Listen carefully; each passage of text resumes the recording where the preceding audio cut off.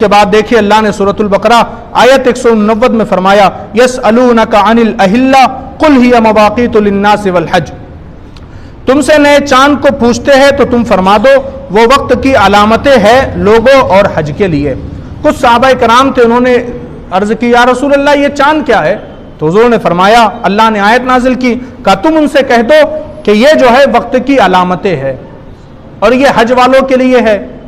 आप देखिए जब चांद बारीक होता है तो इंसान समझ जाता है 1 तारीख है, फिर थोड़ा बड़ा होता है, फिर जब वो पूरी तरह नजर आने लगता है तो इंसान समझ जाता है कि ये महीने का बीच चल रहा है, और फिर जब वापस वो धीरे धीरे कम होता है तो इंसान समझ जाता है कि हाँ ये जो चांद है अब ये महीने के आखिरी का चांद है। तो ये वक्त की अलामतें हैं जिसको हर इंसान समझ सकता है।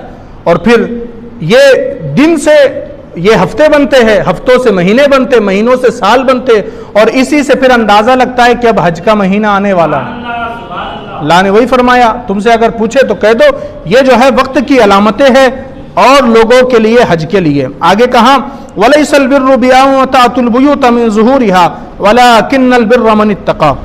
और ये कुछ भलाई नहीं कि घरों में पिछली दीवार तोड़ कर आओ, हाँ भलाई तो परहेजगारी में है। उन जमानों में दौरे जहालत में भले ही इस्लाम उस वक्त नहीं था उन लोगों के दरमियान, लेकिन वो काबे का तवाफ जरूर करते थे, हज करते थे वो लोग मुशरिक।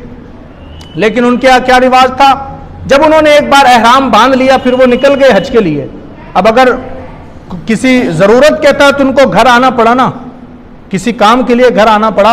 अब एहराम की हालत में है, अब किसी काम के लिए घर आना पड़ा तो वो क्या करते थे, दरवाजे से दाखिल नहीं होते थे बल्कि पीछे की दीवार तोड़ करके घर में दाखिल होते थे, और कुछ लोग घर की छत को खोलकर उसमें से दाखिल होते थे। तो अल्लाह ने फरमा दिया, और उस पे नहले पे दहला, वो ये काम को भलाई भी समझते थे, वो समझते थे ये बड़ा नेक काम है। अल्लाह ने कह दिया ये परहेजगारी, ये नेक काम नहीं है।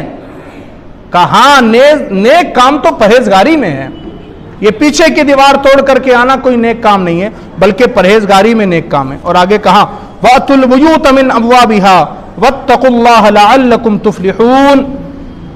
और घरों में दरवाजों से आओ और अल्लाह से डरते रहो इस उम्मीद पर के फलाह पाओ। यानी अल्लाह ने बता दिया कि अल्लाह से डरते रहो इस उम्मीद पर के फलाह पा जाओ, कामयाबी पाओ, और इस तरह से पीछे की दीवार से नहीं आना, सामने के दरवाजे से दाखिल होना।